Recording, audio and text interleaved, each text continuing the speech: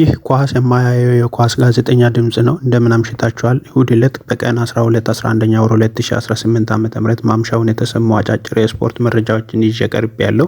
በቅድሚያም ቪዲዮውን ላይክ፣ ሼር እንዲሁም ቻናሉን ሰብስክራይብ በማድረግ ጀምሩ። ማንቸስተር ዩናይትድ በቦሩሲያ ዶርትሙንዱ ዋልደርማን አንቶን ላይ ፍላጎት እንዳለው ተዘግቧል። የቡንደስሊጋው ታላቅ ክለብ ለተከላካዩ 34 ሚሊዮን ፓውንድ በአካባቢው የሚፈልግ ቢሆንም ፋስትቦል ዳተም እንዳስነበበው ቀያይ ሰይጣኖቹ የ29 ዓመቱን ተጫዋች ለማስፈረም ቅድሚያ ግምት ተሰጥቷቸዋል። ላካዜታ ዴሎ ስፖርት እንደዘገበው ከሆነ ቶትንሃም እና ኢንተር ሚላን በጄድ ስፔንስ የዝውውር ጉዳይ ለመምከር ሊገናኙ ነው። ዘገባው እንደሚያመለክተው የሴሪያው ሻምፒዮን ሆኖች ዝውውርን ለማድረግ እያሰቡበት ቢሆንም ይህ ግን ስፐርስ ለተጫዋቹ በሚያወጣው የዋጋ ተመን ላይ የተመሰረተ ይሆናል። ዋጋው ከዓለም ዋንጫ ተሳትፎ በኋላ አሁን ላይ ከፍ ሊል እንደሚችል ይገመታል። በተጨማሪ ስፔንስ በጀኖዋ በውሰት መጫወቱን ተከትሎ ወደ ጣሊያን ለመመለስ ፈቃደኛ መሆኑ ተገልጿል። ማክሴንስ ላኩራ ዝውውሩን ለማጠናቀቅ ከተቃረቡት የዓለም ዋንጫ ኮከቦች መካከል ሌላኛው ነው። የቶክ ስፖርት አሌክስ ክሩክ እንደዘገበው ከሆነ ቼልሲ ላኩራን ለማስፈረም ከክሪስታል ፓላስ ጋር ንግግር ጀምሯል። ዘገባው እንዳመለከተው የንስሮቹ ኤግልስ ባለቤት ስቲቭ ፓሪሽ ኮንትራቱ ሊጠናቀቅ 3 ዓመት ለቀረው ለዚህ ተከላካይ ጥሩ የዝውውር ሂሳብ ለማግኘት ጠንካራ ድርድር ያደርጋል። አስቶን ቪላ ተጨማሪ ፈራሚዎቹን ለማምጣት እያፈላለገ ሲሆን በአማዱ ኦናና ላይ የደረሰውን ጉዳትና የዩሪ ቴልማንስን መሸጥ ተከትሎ ጆአ ፓልሂንሃ አንዱ አማራጭ እንደሚሆን ይታመናል። ይሁን እንጂ ስካይ ጀርመኒ እንደዘገበው ከሆነ የቀድሞ የቶትናም ኮከብ በአሁኑ ወቅት ለቅድመ ውድድር ዘመን ዝግጅት ወደ ባየር ሙኒክ ይመለሳል ተብሎ ይጠበቃል። የኡናይ ኤምሪው ስብስብ ተጫዋቹን የመፈለግ ፍላጎት ቢኖረውም የዝውውር ስምምነቱ ግን የገፋ ደረጃ ላይ አልደረሰም። በነፊካና ስፖርቲንግ እንዲሁ አማካዩን የማስፈረም ፍላጎት አላቸው። አዲሱ የፕሪሚየር ሊግ ተሳታፊ ሃል ሲቲ የአስቶን ቪላውን ኮከብ ሊዮን ቤይሊን ለማስፈረም በሚደረገው የዝውውር ፉክክር ትራብዞንስፖርን እና ሴልታ ቪጎን ተቀላቅሏል። ዚ አትሌቲክ እንደዘገበው ከሆነ ወደ ፕሪሚየር ሊጉ ያደገው ይህ ቡድን ተጫዋቹን ለማስፈረም ንግግር የጀመረ ሲሆን ዝውውሩ ቋሚ ሊሆን የሚችልበት እድልም አለ።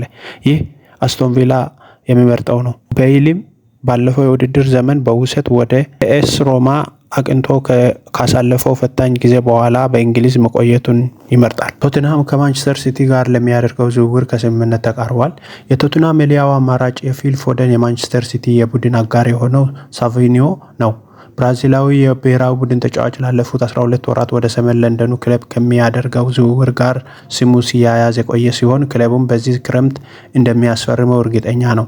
ቲም ቶክ እንደዘገበው ከሆነ ስፐርስ የመስመር አጥቂውን ለማስፈረም ስምምነት ላይ ለመድረስ እጅግ ተቃርቧል። ተጫዋቹ በ2025-26 የውድድር ዘመን በአብዛኛው በጉዳት ምክንያት ብዙ ጨዋታዎችን ያላደረገ ቢሆንም ሲቲ እሱን ለመሸጥ ቢያንስ 65 ሚሊዮን ፓውንድ አጥብቆ እየጠየቀ ይገኛል። ኤሲ ሚላን በማንቸስተር ሲቲው ኮከብ ፊል ፎደን ላይ ፍላጎት እንዳለው እየተነገረ ይገኛል። ቱት ስፖርት እንደዘገበው ከሆነ የጣሊያኑ ክለብ የሲቲ አካዳሚ ውጤት የሆነውን ተጫዋች ለማስፈረም እያለመ ሲሆን የተጫዋቹን ሁኔታ በቅርበት እየተከታተለ ይገኛል። ዘገባው እንደሚያመለክተው ራፋኤል ሊያዎ ክለቡን መልቀቁ ለዚህ ስምምነት ወሳኝ ነው። ምክንያቱም ይህ ሲሆን ሚላን በኤንዞ ማሬስካ እቅድ ውስጥ ቁልፍ ተጫዋች አይደለም የተባለውን ፎደንን ለማስፈረም የሚያስችል የገንዘብ አቅም ያገኛል ማለት ነው። አሌክሳንደር ጋርናቾ ለአስቶን ቪላ የሚጫወት ሶስተኛው የማንቸስተር ዩናይትድ ተቀናሽ ተጫዋች ሊሆን ይችላል። የዝውውር ጠበብቱ ፋብሪዚዮ ሮማኖ እንደሚለው አሁን ላይ የቼልሲ ኮከብ የሆነው ይህ ተጫዋች በሞርጋን ሮጀርስ ዙሪያ በተደረገው ስብሰባዎች ላይ ስሙ የተነሳ ሌላኛው ተጫዋች ነው። ቪላ ጋርናቾን ለማስፈረም ያለው ፍላጎት መጨመሩንም አክሎ ገልጿል። በአሁኑ ወቅት ወደ ኤኤስ ሮማ የሚያደርገውን ዝውውር ይበልጥ ሊሳካ የሚችል ይመስላል። ነገር ግን ሮማ በክሪሰንሲዮ ዘመርቪል ላይ ያለው ፍላጎት መጨመሩ ማንኛውንም ስምምነት ብሎም የአስቶን ቪላን እቅድ ሊያስተጓጉል ይችላል። አስቶን ቪላ የማጥቃት መስመሩን ለማጠናከር ፊቱን ወደ ሌላ አቅጣጫ አዙሯል። አስቶን ቪላ ከቦወን ዝውውር ጋር ስሙ ከተያያዙት ክለቦች መካከል አንዱ የነበረ ቢሆንም አሁን ላይ ግን የማጥቃት መስመራቸውን ለማጠናከር ፊታቸውን ወደ ሌላ ቦታ አዙረዋል። ከቼልሲ ጋርም ተጨማሪ ድርድሮች ሊኖሩ ይችላሉ። ይህ ሊሆን የቻለው ቢቢሲ ስፖርት እንደዘገበው ከሆነ አሰልጣኝ ኡናይ ኤምሪ ከሴኔጋላዊ ብሔራዊ ቡድን ተጫዋች ጋር በቪያሪያል አብረው የሰሩ መሆናቸውን ተከትሎ በሮጀርስ የዝውውር ንግግር ወቅት ክለቡ ስለ ኒኮላስ ጃክሰን ሁኔታ ጥያቄ አቅርቦ ስለነበረ ነው።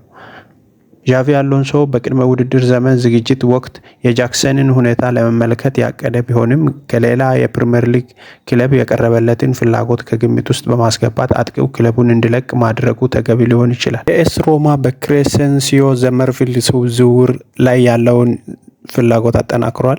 ኤስ ሮማ በማንቸስተር ዩናይትድ የዝውውር ኢላማ በሆነው ክሬሰንሲዮ ዘመርቪል ላይ ያለውን ፍላጎት ያጠናከረ ይመስላል። የሴሪያው ክለብ በዚህ ወር መጀመሪያ ላይ ከዩናይትድ እና አስቶን ቪላ ጋር በመሆን ተጫዋቹን የመፈለግ ፍላጎት አሳይቶ የነበረ ሲሆን የቅርብ ጊዜ መረጃዎች እንደሚያመለክቱት ደግሞ አሁን ላይ በዝውውር ፉክክሩ ቀዳሚነቱን ይዟል።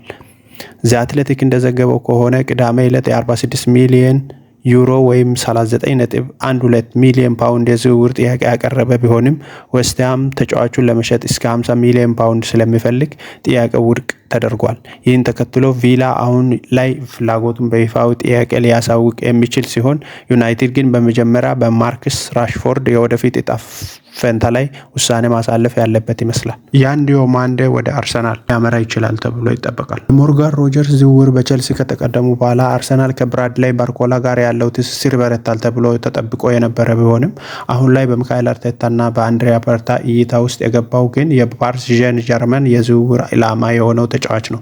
ፋብሪዞ ሮማኖ እንደዘገበው ከሆነ መድፈኞቹ ተጫዋቹን የማስፈረም ዕድል እንዳለ ለማረጋገጥ ባለፉት ጥቂት ቀናት ውስጥ ከውክሎቹ ጋር ግንኙነት አድርገዋል። አይቨሪ ኮስታዊ የመስመር አጥቂ ሊቨርፑል ባለ 3 አሃዝ ሚሊዮን ከ100 ሚሊዮን ፓውንድ በላይ ለመክፈል ፈቃደኛ ቢሆንም የቀረበለትን እድል ውድቅ ማድረጉን ተከትሎ ከአርቢ ላይፕዚግ ተነስቶ ፒኤስጂን ይቀላቀላል ተብሎ በሰፊው ይጠበቃል። የሮጀርስ የሕክምና ምርመራ ሞርጋን ሮጀርስ የቼልሲ የክብረ ወሰን ፈራሚና ሰማያዊዎቹን ከ100 ሚሊዮን ፓውንድ በላይ ያወጡበት ሶስተኛው ተጫዋች ለመሆን ተቃርቧል። አዲሱ አሰልጣኝ ዣቪ አሎንሶ ለዝውውሩ መሳካት ቁልፍ ሚና እንደተጫወተ የተነገረ ሲሆን ዘ አትሌቲክ እንዳስነበበው የሕክምና ምርመራውን ለሰኞ እየተቆረጠ በመሆኑ ቼልሲ ከአስቶን ቪላ የሚያደርገው ይህንን ዝውውር ለማጠናቀቅ በምንም መልኩ ጊዜ እያባከነ አይደለም። ሮጀርስ እንግሊዝ ፈረንሳይን 6-4 በሆነ አስገራሚ ውጤት አሸንፋ የናስ ሜዳሊያ በወሰደችበት ጨዋታ ላይ ሙሉ 90 ደቂቃ ተሰልፎ ተጫውቷል። አሎንሶና ስብስባቸው ተጫዋቹ ከዚህ ብርቱ ፍልሚያ ያለምንም ጉዳት በሰላም እንደወጣ ተስፋ ያደርጋሉ።